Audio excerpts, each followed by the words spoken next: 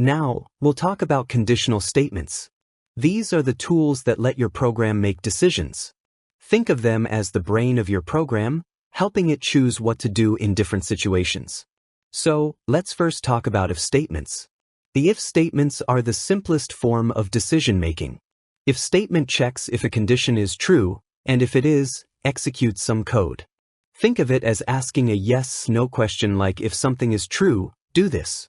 There is also else block to run the code if the statement is false. However, for complex conditions we also use else if statement. It let us add and handle another condition inside the if-else blocks. You can also add multiple else if statements if you need. Now, run this program. It displayed the first message because first if statement is true. Now, let's talk about switch statements. Switch statements are perfect when you're checking a single variable against multiple specific values. They're cleaner than writing many else if statements for simple equality checks. Like here, we have an integer number. Then we created this switch and passed this number to it. Then we created cases to handle all possible scenarios. And finally, we created a default case to handle if none of the case matches the input value. One thing to note, if we need to run switch on string data types, then we need to add strings to cases to handle possible scenarios. Now, run this program. You can see that Wednesday is printed out because the value of variable was 3. And grade is also shown as grade was B. However, in .NET 8, a modern version of switch statement was introduced.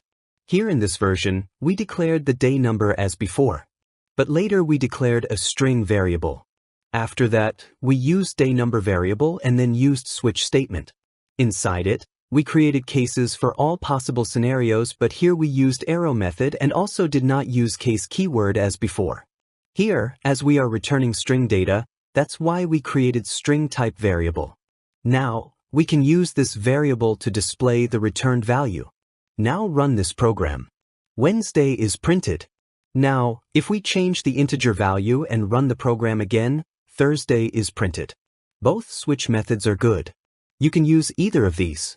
Now, let's talk about ternary operators. The ternary operator is a shorthand way to write simple if-else statements. It's perfect for quick, simple decisions. In this statement, condition comes first followed by a question mark. Then comes the code to run on true condition. Then add colons and after that add the code to run on false condition. We can store the returned data or values inside the variables and then we can print that data using WriteLine method. Now, run this program. Here, messages from ternary statements are printed. That's all for this section.